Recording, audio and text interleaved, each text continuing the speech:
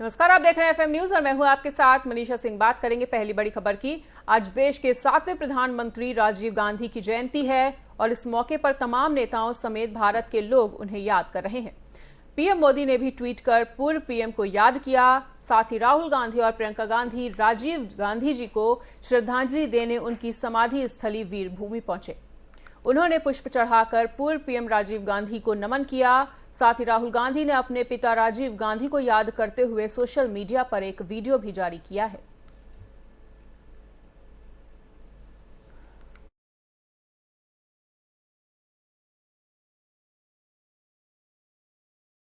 राष्ट्रीय राजधानी दिल्ली में शुक्रवार को उप मुख्यमंत्री मनीष सिसोदिया के घर पर सीबीआई की टीम ने छापेमारी की।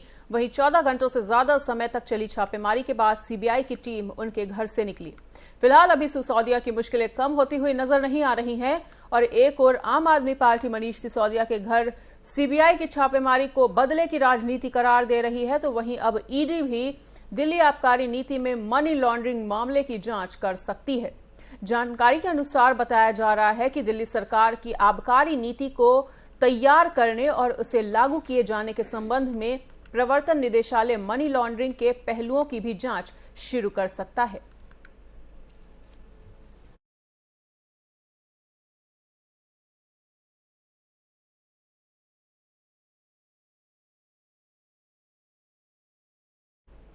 सुप्रीम कोर्ट ने दहेज हत्या विषय पर टिप्पणी की है और झारखंड हाईकोर्ट के एक आदेश को चुनौती देने वाले मामले पर सुप्रीम कोर्ट ने कहा है कि दहेज हत्या समाज के खिलाफ एक अपराध है।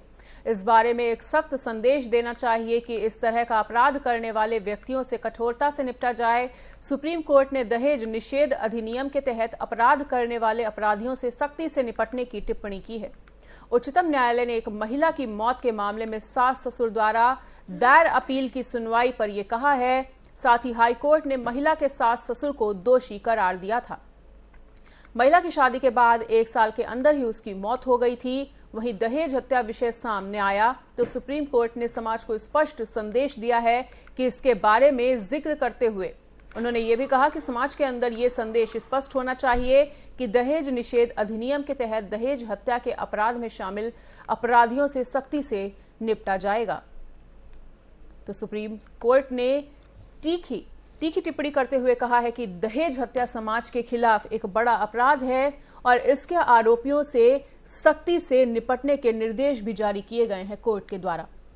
तो आपको बता दें कि एक महिला की 1 साल के अंदर ही जिस तरह से दहेज हत्या की गई थी और दहेज उत्पीड़न के चलते उसकी मौत का मामला सामने आया था, ऐसे में भारतीय उच्चतम न्यायालय ने ये तीखी टिप्पणी करते हुए ये स्पष्ट संदेश देने का प्रयास किया है कि दहेज प्रथा के मामले में अगर कोई भी अपराधी लिप्त पाया जाता है तो उससे सख्ती से निपटा जाएगा, कठोरता से निपटा जाएगा और उससे बख्शा बिल्कुल भी नहीं जाएगा।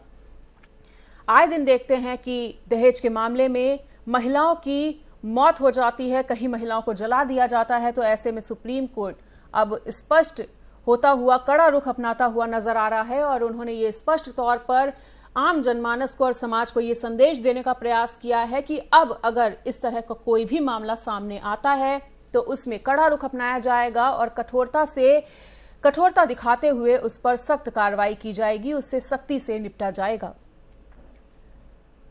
दहेज उत्पीड़न के अभी भी हजारों केस हर दिन सामने आते हैं और दहेज हत्या के मामले भी लगातार जिस तरह से दिन प्रतिदिन बढ़ते जा रहे हैं, ऐसे में भारतीय उच्चतम न्यायालय ने कड़ा रुख इस पूरे मामले पर दिखाया है और इन मामलों से सख्ती से निपटने का निर्देश भी दिया है।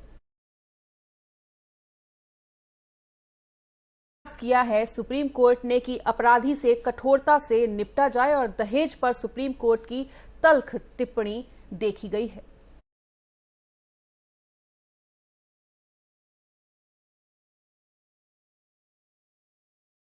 सोमालिया में आतंकी समूह अल शबाब के बंदूकधारियों ने एक होटल पर हमला कर दिया और इस घटना में 10 लोगों की मौत हो गई है तो वहीं करीब 9 लोगों को घायलों को अस्पताल में भर्ती कराया है। बताना चाहेंगे कि घटना मोहादिशु की है, जहां हयात होटल पर बंदूकधारियों ने गोलियों की बौछार कर 2 कारों में विस्फोट किया। वहीं अलकायदा से जुड़े अल शबाब समूह ने हमले की जिम्मेदारी ली है। घटना के बारे में बात करते हुए सुरक्षा अधिकारियों ने कहा है कि होटल हयात में अब भी आतंकी घुसे हुए हैं और सुरक्षा बलों के साथ उनकी मुठभेड़ जारी है। तो 2 गाड़ियों में विस्फोटक पदार्थ भी रखे गए, जिसके चलते 10 लोगों की इस पूरी घटना के दौरान मौत हो गई है। वहीं 9 लोग गंभीर रूप से घायल हैं, जिनका इलाज अस्पताल में चल रहा है। तो सोमालिया से यह खबर सामने आ रही है, जहां अल शबाब के आतंकियों ने होटल हयात पर हमला किया। उन्होंने इस हमले की पूरी जिम्मेदारी लेते हुए ये स्पष्ट किया है कि ये जो हमला है वो उनके द्वारा किया गया है और इस हमले में 10 लोगों की मौत हो गई है, जबकि 9 लोग गंभीर रूप से घायल बताए जा रहे हैं। आपको बता दें कि होटल हयात में अभी भी आतंकी घुसे हुए हैं और सुरक्षा बलों के साथ उनकी मुठभेड़ जो है वो लगातार चल रही है।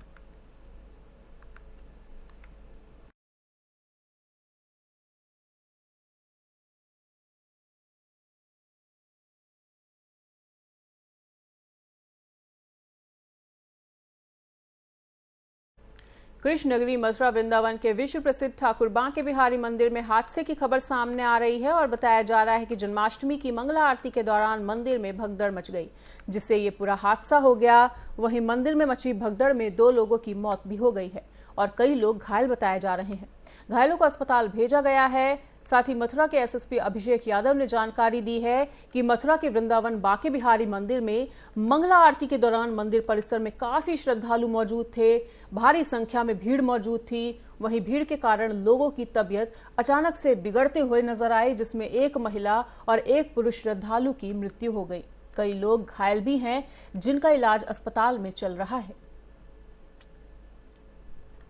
तो बांके बिहारी मंदिर में मंगला आरती के दौरान ये पूरा हादसा घटित हुआ, जहां पर भगदड़ अचानक से देखी गई और भगदड़ के चलते लोगों की तबीयत भी, इतनी भारी भीड़ के चलते लोगों की तबीयत भी बिगड़ी, जिसमें 1 पुरुष श्रद्धालु और 1 महिला श्रद्धालु की मौत हो गई है। वहीं कई अन्य लोग इस पूरे हादसे में घायल भी बताए जा रहे हैं। भगदड़ के दौरान कई लोग गंभीर रूप से घायल हो गए, जिनका अब इलाज जो है वो अस्पताल में चल रहा है।